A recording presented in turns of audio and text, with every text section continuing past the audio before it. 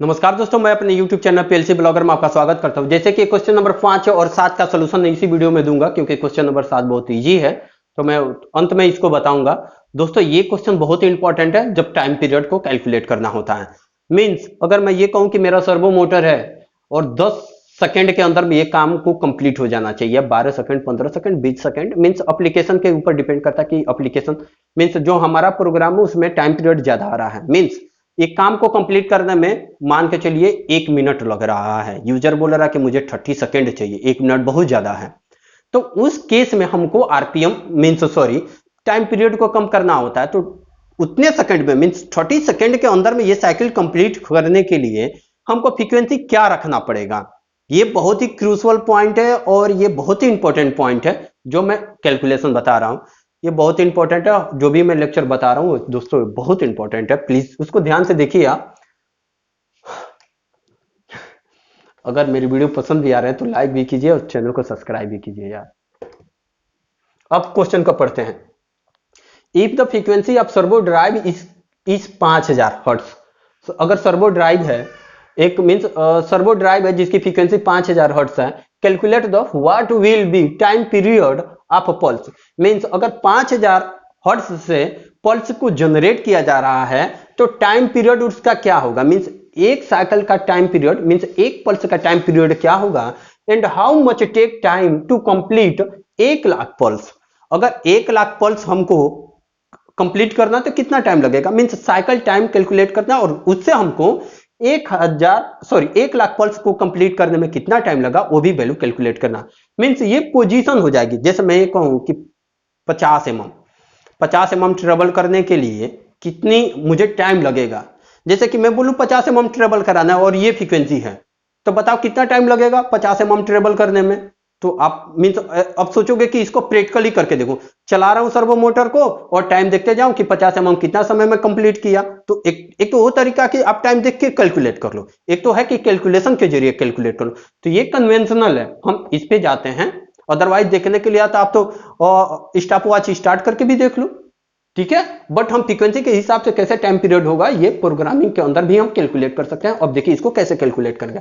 अब बोल रहा है अच्छा फ्रीक्वेंसी मीन्स होता है साइकिल पर सेकेंड। मीन्स ये बता रहा कि फ्रीक्वेंसी कितनी है, फ्रीक्वेंसी है 5000 हर्ट्ज।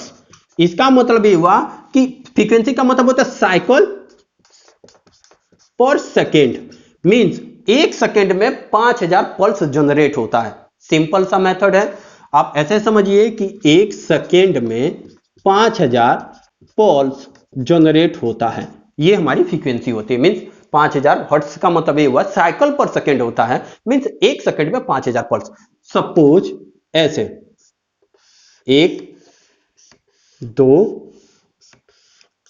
3 4 पल्स डायरेक्शन एक ऐसा होता है, लेक्चर नंबर 2 या 3 में मैंने बताया, उसको देखिए। ऐसे ऐसे पल्स एक ऑन और एक ऑफ से, ये ऑन है और ये ऑफ है, से मिलकर एक पल्स बन मीन्स एक पल्स बनता, ठीक है, एक पल्स। तो ऐसे ऐसे करके 5000 पल्स एक सेकेंड में मिल जाता है आपको। तो एक पल्स मीन्स ये जो पल्स आया एक, ये कितने सेकेंड में या फिर कितने मिली सेकेंड या फिर कितने माइक्रो सेकेंड में, इसका कैलकुलेशन के लिए पूछ रहा है, उसका टाइम पीरियड बताइए, ठीक है। अब इसका हम कैलकुलेशन करते हैं। अब देख लो यहां पे एक सेकेंड में 5000 पल्स मिलता है, ठीक है।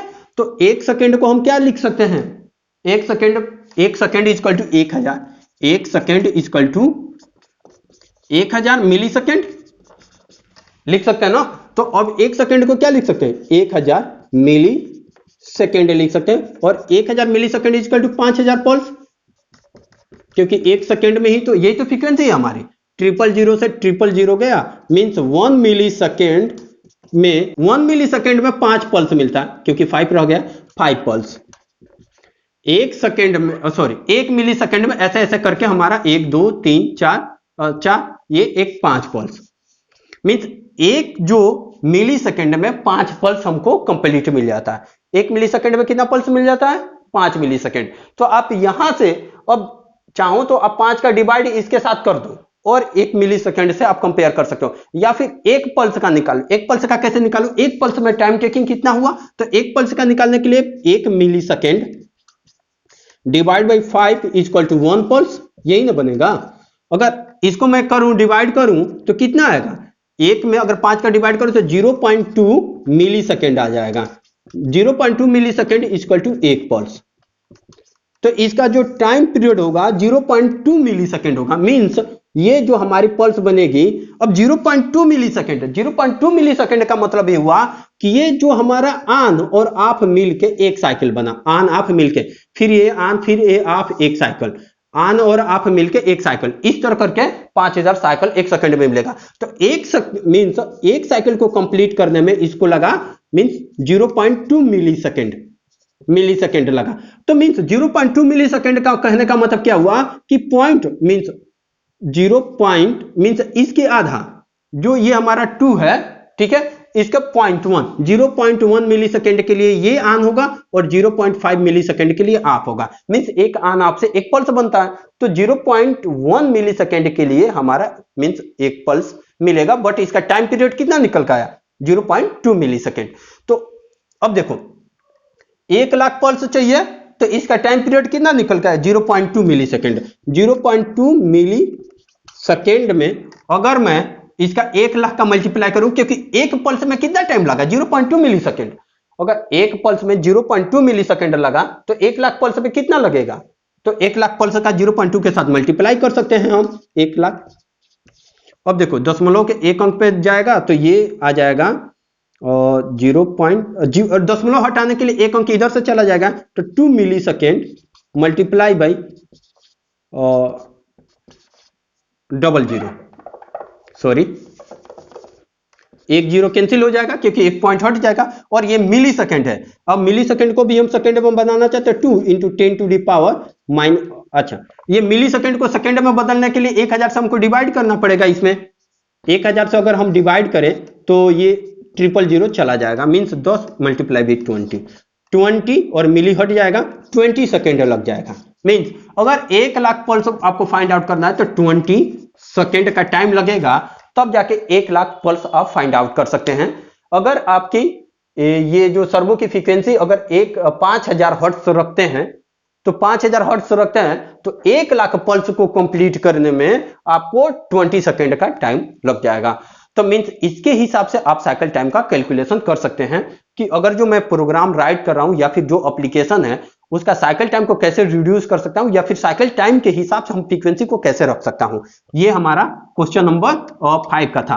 क्वेश्चन नंबर 7 में ये बोल रहा है कि ये गियर बॉक्स का आरपीएम कैलकुलेट करना है। गियर बॉक्स का आरपीएम का कैलकुलेशन होता है, गियर बॉक्स का आरपीएम, और यहाँ पे गियर बॉक्स का आरपीएम जो होता है कैलकुलेशन होता है मोटर का RPM, motor means servo motor का आरपीएम, ऐसा नहीं, सर्वो मोटर का आरपीएम और motor RPM divide by gear box का input ratio, gear box input ratio. बोल रहा है कि मोटर का आरपीएम है, बता दे रहा हूं, क्वेश्चन नंबर 7 है ये, बता रहा है कि मोटर का आरपीएम है 1450 आरपीएम का मोटर है। जो सर्वो मोटर है उसके नेम प्लेट पे दिया है कि ये सर्वो मोटर 1450 आरपीएम से रोटेट कर सकता है और गियर बॉक्स का जो इनपुट है 10, गियर बॉक्स का इनपुट है 5 संबंध 1 का है गियर बॉक्स का इनपुट, ठीक है। तो जो गियर बॉक्स का इनपुट का रेशियो है ना 5, इसी से हम डिवाइड कर देते हैं। 5 से आप डिवाइड कर देंगे जो वैल्यू आ जाएगा, और चलिए मैं ही डिवाइड कर देता हूं, 5 दूनी 10, यहाँ पर 4 बचेगा, 5 9 45, 9 और 0, 290 आरपीएम होगा। तो गियर बॉक्स का जो आरपीएम होगा 290 आरपीएम होगा।